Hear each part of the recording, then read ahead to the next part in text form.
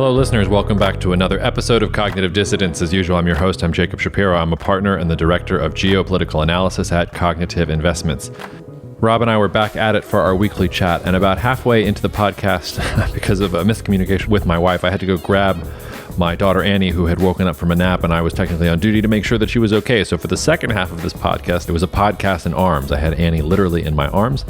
We're planning on actually doing the video for all these podcasts on YouTube going forward, but we obviously won't put out the video for this particular one. But I can tell you the video of me trying to entertain Annie while listening to Rob while formulate takes is video. Maybe I'll share at her wedding on a screen somewhere or something like that. But in any case, you probably won't notice that much of it because I'm sure our producer will kind of work through it, but that's why it's a little shorter than normal. And if I sounded a little scatterbrained in the second half of the podcast, and if you hear any little blips or cute shrieks from my daughter, that's what's going on there. So other than that, my email address is jacob@cognitive.investments. Email me if you want to talk about geopolitics or anything we do at CI.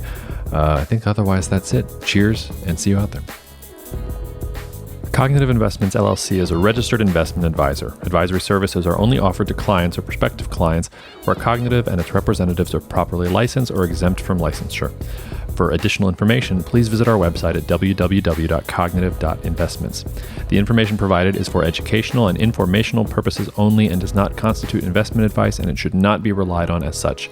It should not be considered a solicitation to buy or an offer to sell a security. It does not take into account any investor's particular investment objectives, strategies, tax status, or investment horizon. You should consult your attorney or tax advisor. All right. When Rob and I were planning the content for this week's podcast, Rob described this week as a random grab bag of shit. And I'm pretty sure that Jacob's not going to let me title the podcast that, but it's going to be the theme of this podcast episode. We're just going around the world and talking about lots of little things. So, Rob, what's up, man? How's it going? It's funny because we just spent like the last 3 hours talking to each other. So now we have to pretend like we're just seeing each other. Hey, Jacob, great to see you again. Well, we were talking about boring stuff, though. This is the actual stuff that we're supposed to be talking about. Look, let's dive right in. I think we should probably start. It's been a little while since we started with China. So why don't we start with China? Because there's been some interesting things in China this week.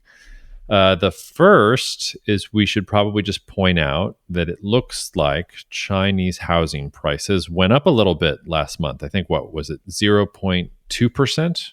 0.2%. So, I mean, that's not going to maybe blow anybody's skirt up that much, but, that's better than property prices declining. I was also kind of encouraged that it wasn't just first tier cities. It looks like that in a bunch of middle tier cities too. You also had a little bit of an increase in home prices. There was a really interesting, China unveiled its number one central document for 2023 with a big focus on agriculture. And then you looked at the ASML story a little bit closer than I did, Rob. I believe it was that ASML said one of its Chinese employees, or a former employee that was based in China, had stolen intellectual property. Is that right? Yeah, that's right. So there was a disclosure that they had to make in their annual report, it looks like, and they pointed out that a China-based employee had stolen intellectual property, and they had since subsequently been fired. And I think they had to disclose it because it violated some export restrictions. So not a huge deal as far as we can tell, but just getting to what we were discussing last week about how hard it is, even for a very special case like ASML, just in general, to keep things under wraps. Here we go a week later and you have a piece of news like this. So not encouraging if you want to keep China in the dark forever. Yeah. Well, first of all, Rob, I don't mind when there are French people talking in the background, but tell whoever is sneezing and coughing they need to take antihistamine or something like that. Oh my God. That sounds terrible. If they're not yelling, it's some kind of function. That's some bodily function that's going on. Literally a grab bag. Oh, all right. So let's not go down that route. But no, I was actually talking to a friend who focuses on this stuff a little bit and said that the Dutch government's reticence to kind of be public about joining on to U.S. semiconductor restrictions shouldn't necessarily be read as the Dutch government wanting to be soft on China, but rather the opposite, that it should be read as the Dutch government wanting to be harsher on China in terms of restrictions. And maybe this story has something to do with it. ASML said it wasn't material, but I think you're right. They're trying very hard to telegraph that they don't want to be subject to any U.S. sanctions going forward, which is a pretty interesting thing. Do you have thoughts about the housing prices? Is that enough for you? Do you think maybe China's off the treadmill, it's not off the treadmill, obviously, but we've talked about China being on the treadmill to hell. Is it catching up to the treadmill? Is it not in danger of falling flat off its face like in a meme or something like that? Or do you think this is way too early to be saying anything for certain about housing prices? No, it's way too early. I mean, they're still 100% on the treadmill. But I do think it's worth talking a little bit because it actually has some read across for the U.S. housing markets, which everyone's focused on right now for obvious reasons. Because you have to look at transaction volumes and price. So in China, transaction volumes have really dropped a lot. So the last number that I saw, I didn't see the January number, but the December number, transaction volumes were still down, I think it was 24% year over year. Prices weren't as bad. Prices were flat month over month in December, and they rose 0.2%, as you mentioned, in January. But if a market is being propped up on price because transactions aren't happening, then that is not a full reflection of the health of the market, if you know what I mean. So in the US, for instance, prices have been not so bad, but transaction volumes have also been very bad. Yeah, there's a balance there. There was another interesting thing that was kind of buried in Bill Bishop's cynicism newsletter this week. It wasn't even in his top 8. It was very far down. And it talked about how China's Ministry of Housing and Urban Rural Development, basically they started this pilot program in which homes have to be sold as completed units rather than as part of a pre-sold scheme, which, the pre-sold scheme is really, that's the sound of the treadmill sort of whirring, right? If you can get off of the pre-sold scheme and just sold as completed units, you get something approaching a more normal market. Maybe that's good. And the data from this ministry said that the share of sold completed units out of all the newly built units that were sold increased from 9.5% in 2021 to roughly 14% at the end of 2022. And I guess you can look at that two ways. Number one, okay, you went from 9.5% to 14%. Like something's definitely happening there. The flip side is, okay, so you went from 90% in the pre-sold scheme to 85% in the pre-sold scheme. So I guess it really is just a test of endurance. How long can China run on the treadmill? But I'm still inclined to say they're going to be able to run longer than anybody thinks. They've weathered the COVID-19 storm better than anybody thought. They haven't really blinked at the real estate crisis yet. They're doing what they have to do to get through the crisis. That sort of seems to me to be the theme of China right now. They're doing what they have to do to muscle through. And maybe it's not going to be 8% growth in perpetuity going forward, but it also, I don't know, I just don't see that it's going to be some epic collapse like people seem to be expecting. No, I agree. I guess a few things there. The pre-sold aspect of things is a little bit tricky because what you're really describing is a form of financing. So it's very common, like if you are a developer,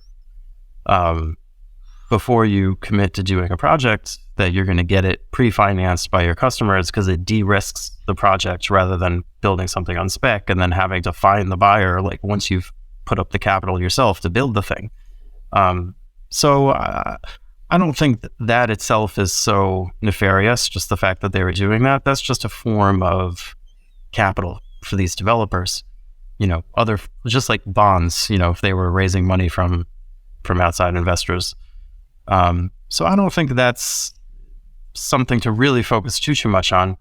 The thing that I would say on the treadmill to hell issue is I agree with what you say, and I think sort of a weird corollary to think about is think about the Bank of Japan, because we're talking about transactions and prices, right?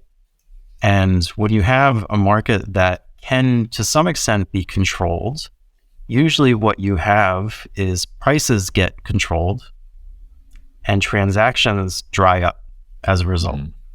So I think you're starting to see some signs of that in China in the property market where, they're really doing a lot to discourage people from slashing prices, at least in an overt way.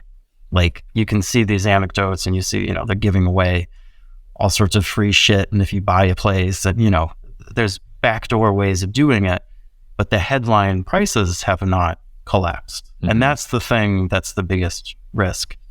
And I say compare it to the Bank of Japan, because in a weird way, it's similar, because the Bank of Japan is setting the price of Japanese government bonds, and they're 50 basis points, but people don't really want to transact at that price. So the volumes are drying up, because there's no market there. And I think what you might see in China is a very similar dynamic, where they really don't want to put into place like a self-reinforcing bubble collapse where prices go down, people sell because prices go down, the classic self-reinforcing cycle. Mm-hmm. But by supporting prices, you're also going to have not a lot of transactions happening. So that's what the data seems to be supporting so far. It means you don't get, like, people still feel wealthy on paper, but it also means that you're going to struggle to generate the economic activity from building and selling homes that you previously were, because the number of homes, the number of transactions, the square footage of new stuff hitting the market is going to be much less. Which is kind of what they want. But is there any equivalent in the US where we set the price of something like that? I mean, I know that the Texas Railroad Commission used to basically set the price of oil, like in the 1960s and 70s, based on production quotas and things like that. But can you think of anything in the US economy that is in any way analogous, where the government sets a price for something? I'm also thinking in terms of Biden's State of the Union last week, where he was saying, all federal government projects will be built with things, fiber optic cables and stuff like that built in the United States, which is actually a backhanded way of also setting a minimum price for some of these things, because that's going to cost more, but that's maybe a little bit of a stretch. Can you think of anything in the U.S. economy that's analogous to what you're talking about? One example, not a current one, would be when gold was still fixed, at $34 an ounce back before 1971, and that was a fake price, and then transactions dried up because no one wanted to transact at that price. And then the market snapped to something that was closer to the real market price. That was a long time ago now, but you do see those dynamics happen. I guess ethanol is sort of a similar thing to this. It's not as sort of blunt instrument as there's a minimum price for corn, but if you are going to set sort of minimum standards for ethanol in U.S. gasoline, you are basically setting a floor on prices, right? I guess you're not actually saying it's going to be this figure. You're just sort of setting a range, and I guess that's different. But I don't know. I'm just trying to think if there's anything else like that, or if that really is just kind of unique to what China and Japan are trying to do. India obviously does it all the time with them, especially with agricultural goods. Which is I couldn't have planned that segue any better. Just to talk very briefly about the last piece of China news there. This really struck me, and I know there are a lot of I've been speaking to a lot of ag audiences lately, so I think there are more ag listeners on the podcast than before. And I just, maybe I'm making a mountain out of a molehill here, but I just thought it was interesting that China's number one central document for 2023, that its focus is on agriculture.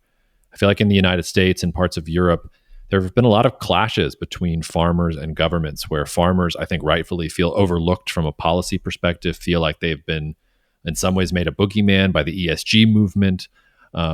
And the flip side is that here is China coming out and saying that its number one focus is agriculture, and that it needs to deepen import diversification and boost yields and create rural jobs. All of that seems very, very, they're basically, they even said, this line stuck out to me: despite accounting for a small proportion of the national GDP, agriculture is the foundation of modernization. That's from the CCTV. I can't imagine a U.S. president or U.S. media coming out and saying that about farmers. The flip side is, of course, we're much more food secure in the Western world. China is not. China needs to figure out how to grow more crops with less land, and land that has been polluted over time, because they don't have access to the types of technology and land that we do in the rest of the West. But I don't know. I just thought it was really interesting. And the last reason I thought it was interesting was because people make a lot of comparisons between Xi and Mao. I generally reject them. I think that's the wrong way to understand Xi Jinping.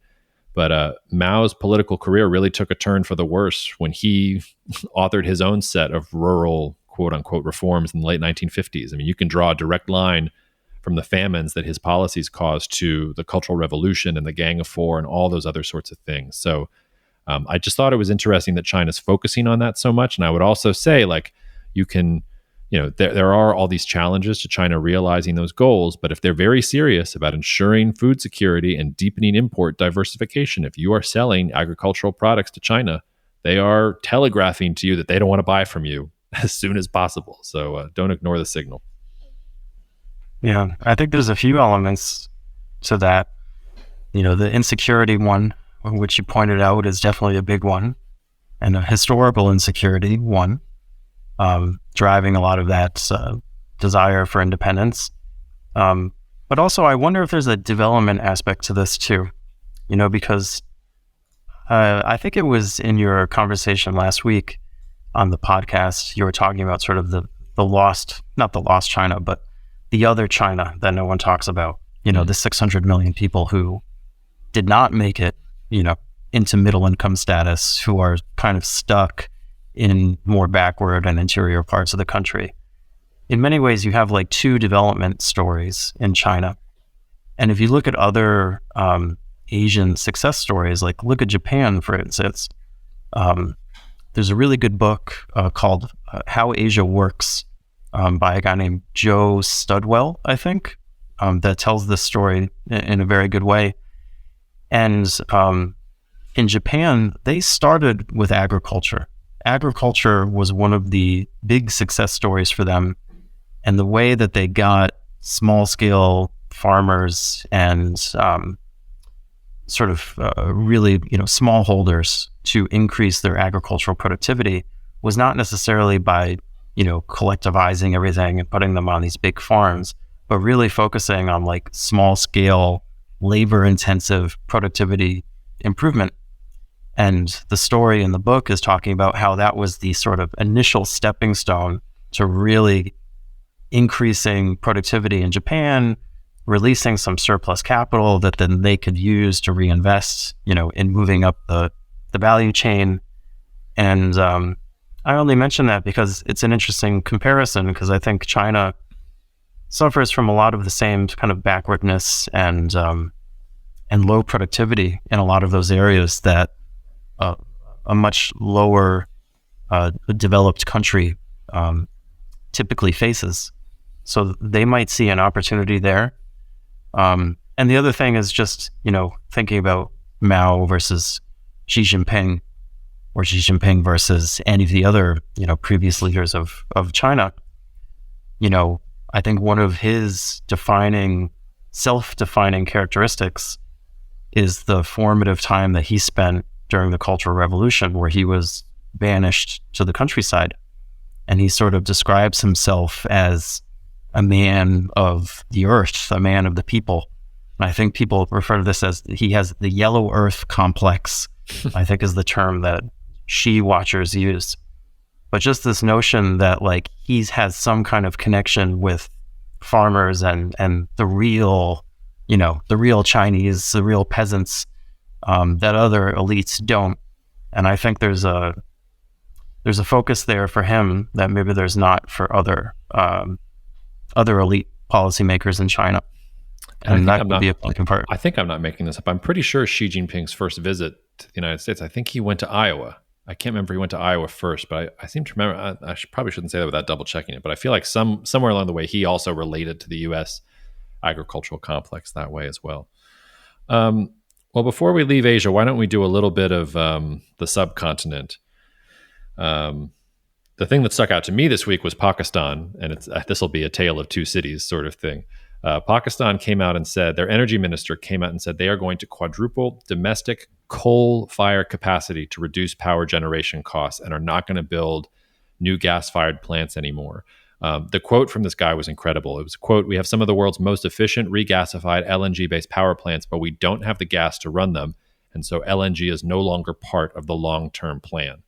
I've talked about this a couple different times, that one of the byproducts of Europe being able to survive the winter by paying higher prices for LNG is that developing markets like Pakistan were going to get screwed because they can't compete with the Europeans. But even I was kind of taken aback at this idea that we're going to quadruple coal in a world where basically everybody else is going towards ESG and renewables and things like that. And I wonder if that's a good bet.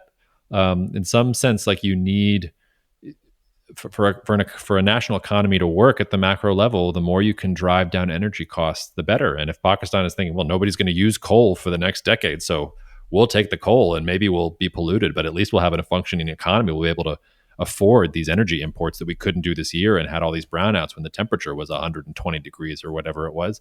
I just thought that was a really interesting story in the context of renewables and ESG and all that sort of thing. And I don't know whether it's probably not a good thing for Pakistan that they're having to resort to that, but yeah, I don't know the pitfalls of betting on LNG for a developing market when Europe soaks up all that demand right front and center. But I think you had some more optimistic things that you saw in India, right, Rob? Well, just on the Pakistan before we shift, sitting here in Paris, where environmentalism is a very important thing for people.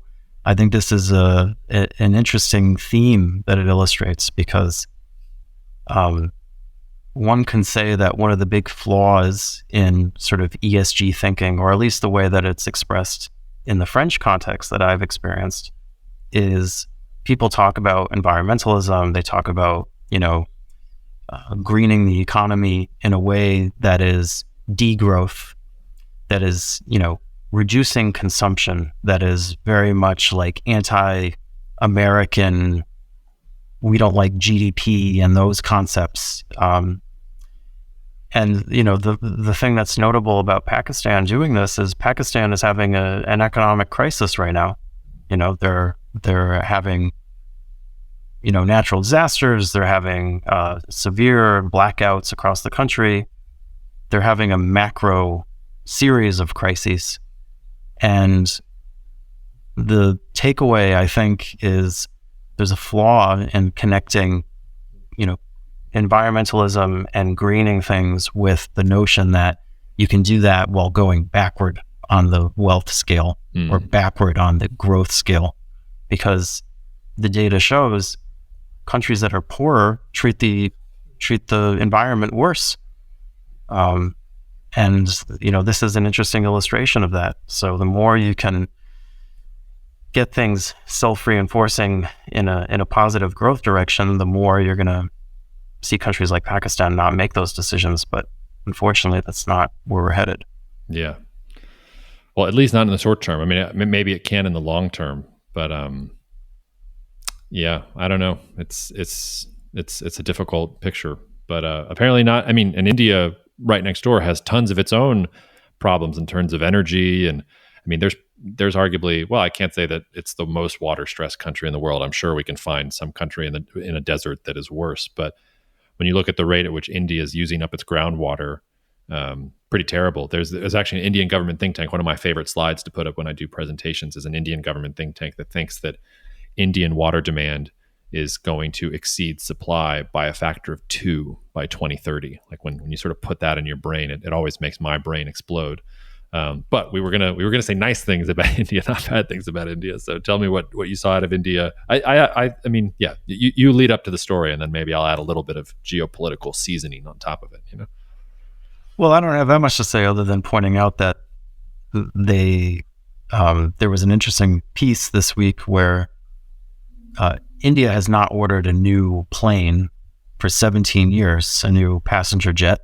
And this week, they ordered 470 passenger jets, which is the biggest order in the history of the world. And they split it between Airbus and Boeing, by the way. So talk about multipolarity and hedging your bets. All right. But that's a pretty big statement. It is a big statement, and you hit it right on the head. They split it between Boeing and Airbus, so it's a really good nod to multipolarity. I sort of did some hemming and hawing in the sit rep. Was that 2 weeks ago now? About how I thought India was pursuing its non-aligned thing, but maybe just maybe they were moving over a little bit to the United States. I concluded that piece by saying, I really don't think that's what's happening, but I at least need to like raise the possibility. But then you get something like this and you sort of see, India really is kind of hedging its bets all over the place. But it also goes to, it's funny how airlines become national symbols in this way. Like, Emirati and Qatar Airways, all the Qatar Airways ads that we had to watch during the World Cup and stuff like that, versus, the US airlines that are just immeasurably shitty compared to some of these great global airlines. So I don't know, that feels sort of like old 20th century style thinking that you need a national air carrier that everybody's going to like more than the others. Apparently Air India was very nice in the 1950s and 1960s. Did you know this? It was like one of the most modern airlines, and it was renowned for its like service and things like that. And half the reason people hate it now is because they basically haven't updated it since back then. Kind of reminded me of like the New York City subway was at one point in time like revolutionary and one of the greatest public transportation systems in the world, but that was like 100 years ago, and just nobody's actually spent the time upgrading it and making sure it stays, I just said updated. I don't want to say up to date on this, but you know what I'm trying to say, that like, because nobody spent the money on updates, it's now, a cesspool of flooding and rats and God knows what else. So, but I don't know. Do you have any thoughts about national air carriers being these symbols of geopolitical power? That feels so old fashioned to me, but Air India doubling down on this, it actually sort of seems like India is trying to say, oh, like we are a global power. Like we have a nice airline. You can fly the airline without worrying about what's in the seat underneath you. So I think there's kind of a category of industrial sectors that have a prestige value, or at least signal that you've made it to a certain extent. So airlines is a big one that everyone knows about. And, the thing about airlines is they're extremely difficult. It's just such a hard business because you're dealing with enormously complex, quirky, huge capital equipment on extremely razor thin margins. And not too many people not too many countries or businesses can do it. No one makes any money. So it's sort of, you're in a unique club to a certain extent if you have one of these. So there's sort of an element where I think a lot of countries feel like they need to have one to show that they can. But it's similar, like autos are a very similar thing. Like you look at which countries actually produce cars, and there really aren't that many. And in a similar vein, like producing a car is kind of the apex of national development, because you're combining extremely complex industrial orchestration of all these different processes and systems and electronics with consumer, know-how and consumer sensitivity to what people actually want to drive and what the car looks like and styling and design. It's an extremely difficult prospect to do it well and not just hemorrhage money. Steel is a similar thing. Like if you look at countries that have reached a certain index level of development, they make their own steel. That's like at the bottom of the list, but that's, if you think of national development like a video game, like steel is, the item that you get earlier in the game, and then you work your way up to cars, and then, maybe you have a successful airline. That's, if you're running like Emirates airline, then man, you've really reached the final levels. But although apparently in the United States, then we get to cloud champion, and then you lose all of your steel, and then the society collapses in on itself because you forgot how to make everything, right? Yeah, that's once you beat the game, you just quit. Yeah, it's funny that those things you never do the downfall of the civilization, right? I guess you kind of lose and you get defeated, but that's about it. Well, no one has experienced that yet, because since the Industrial Revolution happened, we haven't had a downfall. We've had countries get blown up, like Germany in World War II. Yeah, but thankfully we haven't quite experienced the barbarian hordes overrunning, and breaking apart our steel foundries and that sort of thing. It's very depressing to me that the apex of modern industrial society is making a car. Can you imagine if the apex of modern industrial society was like something more useful or productive or more efficient than a car? I don't know. Maybe I'm showing my biases. Well, I guess you could say it's a photolithography machine for semiconductors is the new apex. I guess that's true from an industrial perspective. I guess mRNA vaccines and stuff like that is also like the apex from a different sort of biotechnical perspective. And then the last thing to say before we move on from here, and this doesn't have anything to do with India and Pakistan, Rob, but it looks like the price of lithium and nickel were rolling over this week. You brought that up to me, and I could be like every asshole out there in the podcast space and be like, have we reached peak electric vehicles, or are we now no longer doing electric vehicles and now we don't need lithium and nickel anymore? It sounds like this is probably just like, people wanted to get nickel and lithium because that was the new hot thing, and now there's too much of it. But I don't know. I don't see electric vehicles becoming the apex of modern industrial society either. I just don't think electric vehicles are really going to do it. But why don't I let you riff on that for a second? No, I think that's right. Electric vehicles are not the apex of society, that's for sure. But on the lithium thing, that's an interesting case because I think a lot of listeners who may not be into the stock market or into like really analyzing companies kind of miss this, because you get pitched these stories about, oh, here's this growth opportunity, this massive secular opportunity and EVs, and here's how you play it. But it's an awfully bumpy road from here to there. So just to put it into context, right now the price of lithium is around $74,000 a ton. And Goldman is predicting that by 2024, it's going to be $11,000 a ton. That's a pretty damn big decline.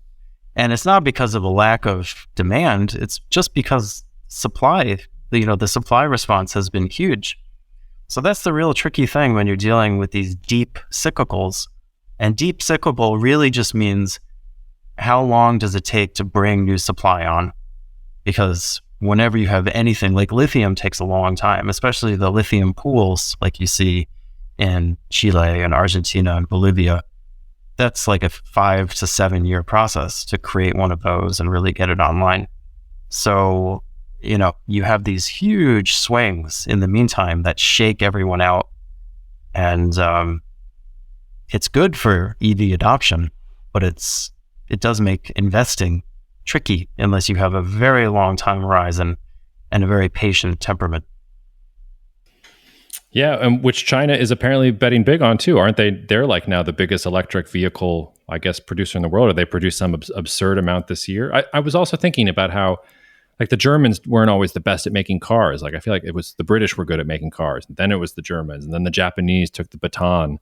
It's interesting to see if that baton's going to get dropped or if EVs are just going to replace it, and that's going to open up the market to some other place. I don't know. It does feel like the automotive industry is fundamentally going to change, and it's just hard for me to see that EVs is the path towards future success there. But I don't know. Like, probably people didn't imagine in the 1890s that automobiles were going to assume the position that they did in the modern economy. Well, I think there's two overlapping issues there with the EVs in China. So China has really emerged as an automaker in the last, they were always a domestic automaker and supplying themselves for longer than this. But really in the last 10 years, they've become a global automaker. And now, like, you can walk down the street anywhere in rural France and you'll see a Chinese-made vehicle. Like, they're coming. And I don't remember the numbers off the top of my head, but I believe that the Chinese brands are expected to take something in the region of, 28% market share in the European market in the next 2 years, which is up from kind of a low double-digit percent now. That's a huge change. Huge. In like, auto share usually changes like 1%, 2% per year. Like, it's a slow moving thing. So we're talking about a tsunami of Chinese made cars entering the European market, for instance, which is testament to the fact that getting back to, cars being the apex of industrial civilization in many ways, or at least industrial capabilities, that China has moved up. They've met that, level of the video game. But it also is testament, getting away from market forces to the fact that China, more than any other country, very, very aggressively supported the development of the EV supply chain and batteries, battery production, everything around that, which was not really a market decision because the Americans didn't do it. The Europeans dragged their feet. Like a lot of these car companies realized like, hey, this is just going to replace a lot of the stuff we already have. And we're not going to make more money from these cars. I mean, this is a huge disruption in the market. But China, the sort of incentives they put into place, the policies they put into place, overcame that lack of market incentive. I don't know if I'm explaining this well, but like, you wouldn't do this if you didn't have to. And China realized that, and they pushed this through, and that gave them a big head start, which has contributed a lot to them taking all this market share. Yeah, no, that makes sense to me. But you sent me a book a while back that was, why don't we have flying cars yet? Do you think we're going to get electric airplanes now at the same time? Is Air India buying a bunch of planes that are going to be obsolete because we're going to have some kind of equivalent in the airplane industry? Or is that just too crazy? I imagine that people don't want to fly in airplanes that run on solar panels or something like that. That would probably make them feel uncomfortable. Well, I think technologically that's just impossible. So it's very different from the car issue. They do have VTOLs, which are, electrically powered, basically big drones that can fly people around. But those are shorter distance aircraft, and they don't, you're not going to fly over the Atlantic on that. But yeah, no, the alternative energy thing is an interesting one because,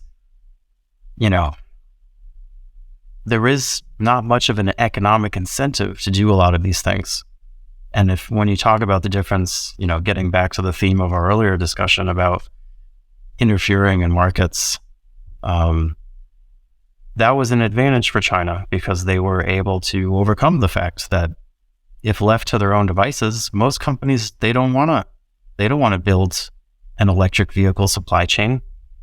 Ford is spending $50 billion to do this thing. Are we going to buy more Ford cars 5 years from now? No, they're just hoping to be able to replace what they already do now.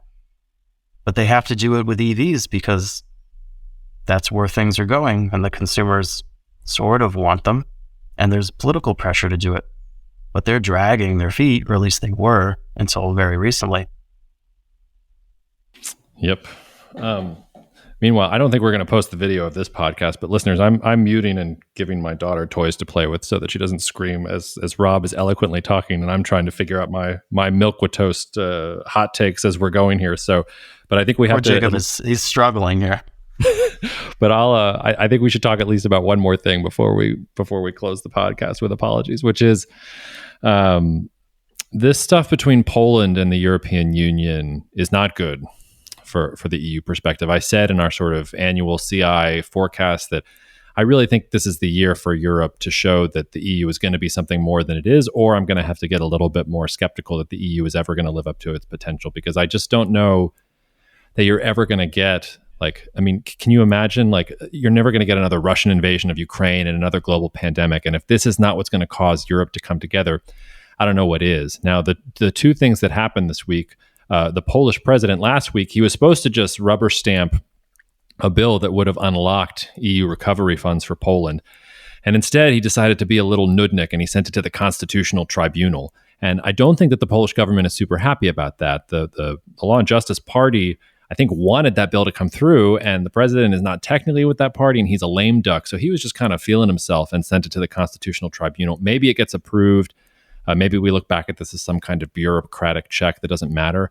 But I didn't think that was a particularly good sign. And then you also had the European Commission, and I don't know whether this was hurried along by Poland dragging its feet on those two bills, but basically saying that I think this was going to happen anyway. I just don't know if the timing was related to that. But the European Commission is taking Poland to court because Poland said last year Polish law actually supersedes EU law. And that was a big challenge. Now the European Commission is saying, okay, we're going to go to court and let's see what the European Court of Justice says. I'm not a legal expert, European sort of law and things like that. But I think that's going to be a really interesting case. And if the European Court of Justice, as I assume, says, no, EU law is supposed to take paramount status here, I wonder what Poland does, and also I also wonder what flavor of Polish government will be in power around that particular time. But so those are two things that maybe they eventually get resolved. Maybe I shouldn't be making too much out of those bureaucratic hurdles, because you can literally throw a dart on EU bureaucratic legal news and find something that people will say, oh, this is the thing that really changes everything, and then they just come up with some other new law or some other new intricacy. But I don't like the way that the year is really starting off from the EU from that perspective. It doesn't feel like some of these problems between East and West and Germany and France and Italy and Brussels are getting solved in ways that make me feel particularly confident that they're taking advantage of this opportunity that is sitting in front of them. Yeah, that does seem right. On the Poland case in particular, let me ask, what is their incentive? Because as you've pointed out in the SITREP and other places, there's huge support for the EU within Poland, within the general populace. Are they trying to appeal to their base because it's a right-wing government in Poland right now, and hope that they won't pay the price for it at the ballot box? Is it something else? What is going on here? Well, I think the chief Polish complaint actually does make sense to me, which is, hey, we want the rules to benefit Eastern European countries just as much as they benefit Germany and France. Germany and France seem to be able to break the rules sometimes, but us in the East, we get you slap us on the wrist for any little thing, and we want national sovereignty and all these other things. But as you said, that's a very difficult needle for the Polish government to thread, because there is such widespread support for the EU in Poland, and they need those recovery funds. The 30 billion or so euros that are supposed to go to Poland as part of the recovery funds, that's a big deal for Poland. I think Italy is the top recipient, but I think Poland was supposed to be the second recipient. And if you're going to build a really vibrant economy in Eastern Europe, it's going to have to be around Poland. There's really no other country that has the scale and the know-how and all the other things that you're going to do. So I think it has something to do with Poland wants to be respected as more of an equal within the European Union, and that's at least some of what that party is. That's at least some of what that party is basically playing for. But you can play it too hard. You can bang that nationalist drum a little bit too much. And that's sort of what's happened. You've got a president there who the party now wanted to move forward with this concession so that they can get access to the funds. And the president is basically saying no. I'm not in the bowels of domestic Polish politics, so I don't know exactly what the president is thinking there. But I think that's what the PIS party is thinking about. They wanted to push back on sovereignty issues and rule of law issues and things like that. And they're just struggling a little bit to get the rest of the European Union and Brussels to take them seriously, while also getting access to all the goodies that you get from EU membership, and which the Polish people want. In a similar vein, there was some coverage this week on Italy, and supposedly Giorgia Meloni was very annoyed at Macron and at Scholz for excluding her from some events that they were holding in Paris. They had a private dinner, just the two of them, and that was on the channels as well. So sort of a similar dynamic where, Italy has been kind of towing the line a little bit, and they have an enormous dependency, but also this feeling of not being taken seriously, of being a second-tier member, which could pose major problems. Well, and if the EU is really going to work, this is the challenge for Germany and France. There can't be any second-tier members. Everybody needs to be a first-tier member. And anybody that is a second-tier member, maybe they shouldn't be in the European Union. I mean, that's a very difficult conversation to have. I can say that as an armchair American saying that. But that's really what it means. And in practical terms, that means things like Germany bails out Italian debt if it comes to that. That means digital sovereignty at sort of an EU level rather than at a national level. It means the same deficit rules and state spending rules for everybody across the bloc. And that's just something that the EU, because of the compromises that went into forming it in the first place, really hasn't been able to work out. And that's why I say these crises that the EU is facing right now, this is the opportunity. This is the time that you're going to make change, because if you continue to get held up by bureaucracy and inertia and things like that, absent the aliens actually sending those balloons or something like that, I don't see that we're going to get a bigger crisis than the ones that they've just been given. And I just don't like the initial returns on the capitalization. It feels like they know it's an issue, but the fiddles are still out. There's still a little too much fiddling while Rome is burning. Sorry, Georgia. Well, we've gone 45 minutes, Rob, and this one is cooperating so far. Is there anything else you want to hit on the podcast before we say sayonara? No, I think we count our blessings that your little one was so good and cut it off. Good way to end it. Yes, and as I say that, she tosses the top of my water bottle, which did really clutch action here as a podcast extender. Hello. So with that, we'll say goodbye, and I'll make sure that Annie does not join the podcast for next time. Until then, Rob, take care. I'll see you soon. See you soon. Thank you so much for listening to the Cognitive Dissidents podcast, brought to you by Cognitive Investments. If you are interested in learning more about cognitive investments, you can check us out online at cognitive.investments. That's cognitive.investments. You can also write to me directly if you want at jacob@cognitive.investments. Cheers, and we'll see you out there. The views expressed in this commentary are subject to change based on market and other conditions. This podcast may contain certain statements that may be deemed forward-looking statements. Please note that any such statements are not guarantees of any future performance, and actual results or developments may differ materially from those projected. Any projections, market outlooks, or estimates are based upon certain assumptions and should not be construed as indicative of actual events that will occur.